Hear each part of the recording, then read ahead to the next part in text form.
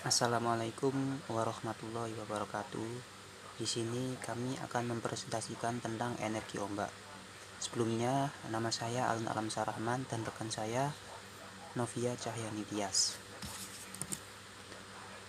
Untuk energi ombak sendiri, yaitu gelombang laut, energi dalam transisi merupakan energi yang terbawa oleh sifat aslinya. Gelombang permukaan merupakan gambaran yang sederhana untuk menunjukkan bentuk dari suatu energi lautan. Prinsip dasar terjadinya gelombang laut adalah satu, jika ada dua massa beda yang berbeda kecerapatannya atau densitasnya bergesekan satu sama lain, maka pada bidang gerakannya akan terbentuk gelombang. Dan yang kedua, gelombang merupakan gerakan naik turunnya air laut. Ada di grafiknya itu, ada puncak gelombang dan lembah gelombang. Untuk gejala energi gelombang bersumber pada fenomena-fenomena sebagai berikut. 1. Benda atau bodi yang bergerak pada suatu atau dekat permukaan yang menyebabkan terjadinya gelombang dengan periode kecil, energi kecil pula. Yang kedua, angin merupakan sumber penyebab utama gelombang lautan. Dan yang ketiga, gangguan seismik yang menyebabkan terjadinya gelombang pasang atau tsunami. Contohnya gangguan seismik adalah gempa bumi dan lain-lain. Dan yang keempat, medan gravitasi bumi dan bulan penyebab gelombang-gelombang besar, terutama menyebabkan gelombang pasang yang tinggi. Untuk selanjutnya, gelombang laut ditinjau dari sifat pengukurannya, dibedakan menurut ketinggian serta periode alunannya. Dari kebanyakan data yang ada, tinggi gelombang lautan dapat diukur melalui alat ukur gelombang ataupun dengan cara visual dengan melakukan pengamatan langsung di lapangan. Suatu teori sederhana tentang gelombang lautan dikenal sebagai teori Airy atau teori linier. Pengaruh angin sumber utama terjadinya gelombang lautan. Dengan demikian, tinggi gelombang periode dan arah gelombang selalu berhubungan satu sama lain dengan kecepatan dan arah angin. Angin dengan kecepatan rendah akan menyebabkan kecilnya tinggi gelombang dan rendahnya periode gelombang yang terjadi.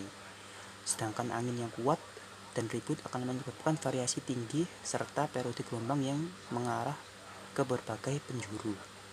Kondisi angin yang baik, gelombang laut dapat diobservasi secara random, baik untuk tinggi periode maupun arahannya. Yang kedua, energi listrik tenaga ombak. Pembangkit listrik tenaga ombak adalah suatu pembangkit listrik yang merubah energi mekanik gelombang ombak menjadi energi listrik.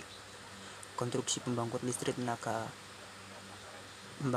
tenaga gelombang atau PLT gelombang terdiri dari 1. Mesin konversi energi gelombang, 2. Turbin, dan ketiga generator. Untuk mesin konversi energi gelombang laut dimanfaatkan untuk menggerakkan pesawat-pesawat nantinya bermanfaat demi kesejahteraan manusia. Upaya untuk memanfaatkan energi gelombang laut telah banyak dilaksanakan baik dengan konsep yang sederhana maupun yang canggih. Sejumlah percobaan telah dilaksanakan oleh para ahli di bidang gelombang laut dan telah ditemukan beberapa konsep pemanfaatannya. Di antaranya konsep sederhana, yaitu having and pitching bodies, cavity resonator, pressure, dan lain-lain. Dan yang kedua, konsep yang lebih tinggi, Salter mounting duct, coracle reef, Russell retriever, wave focusing techniques. Dan yang kedua itu turbin. Dalam pembangkit listrik tenaga air, turbin air merupakan peralatan utama selain generator. Turbin air adalah alat untuk mengubah energi potensial menjadi energi mekanik. Energi mekanik ini kemudian diubah menjadi energi listrik generator. Fungsi turbin berfungsi untuk mengubah energi potensial menjadi energi mekanik. Gaya jatuhnya air yang mendorong baling-baling menyebabkan turbin berputar. Turbin air kebanyakan seperti kincir angin, dengan menggantikan fungsi dorong angin untuk memutar baling-baling digantikan air untuk memutar turbin. Prinsip kerja turbin ini sendiri yaitu mengubah energi potensial air menjadi energi mekanis. Energi mekanis diubah dengan generator listrik menjadi tenaga listrik. Berdasarkan prinsip kerja turbin dalam mengubah energi potensial air menjadi energi mekanis. Yang ketiga, generator. Generator adalah sebuah equipment listrik yang mengadopsi prinsip percobaan seorang ilmuwan bernama Faraday. Hasil percobaan itu yaitu memutar magnet dalam kumparan atau sebaliknya. Ketika magnet digerakkan kumparan, maka terjadi perubahan flux gaya magnet. Sedangkan untuk prinsip kerja generator adalah sangatlah sederhana, yaitu kumparan yang memotong medan pada magnet yang dihasilkan kumparan medan akan menimbulkan gerak listrik atau GGL terhadap kumparan jangkar. Cara kerja generator yang utama adalah adanya medan magnet dan pemotong medan magnet. Untuk presentasi selanjutnya akan dilanjutkan oleh saudari Novia. Terima kasih. Saya akan melanjutkan presentasi dari saudara Alen. Untuk yang ketiga, tentang cara kerja di PLT ombak.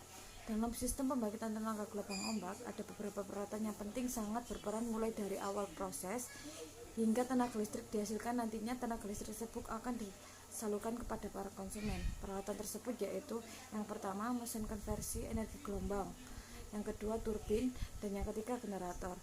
Untuk mesin konversi energi gelombang berfungsi untuk menyalurkan energi kinetik yang dihasilkan oleh gelombang laut yang kemudian dialirkan ke turbin. Untuk turbin sendiri berfungsi untuk mengubah energi kinetik gelombang menjadi energi mekanik yang dihasilkan oleh perputaran rotor pada turbin. Untuk yang ketiga, generator, di dalam ini energi mekanik dari turbin dirubah kembali menjadi energi listrik oleh, atau boleh dikatakan generator ini sebagai pembangkit tenaga listrik. Selanjutnya, tentang sistem pembangkitan listrik tenaga gelombang. Pertama, aliran gelombang yang mempunyai energi kinetik masuk ke dalam mesin konversi energi gelombang. Kemudian dari mesin konversi dialirkan ke gelombang yang mempunyai energi kinetik ini dialirkan menuju turbin. Di dalam turbin, energi kinetik yang dihasilkan gelombang digunakan untuk memutar rotor. Kemudian dari perputaran rotor inilah energi mekanik yang kemudian disalurkan menuju generator. Di dalam generator, energi mekanik ini dirubah menjadi energi listrik atau daya listrik. Dari generator ini, daya listrik yang dihasilkan dialirkan lagi menuju sistem transmisi atau beban melalui kabel laut. Daya listrik yang disalurkan melalui kabel laut inilah yang nantinya menjadi daya listrik atau arus searah.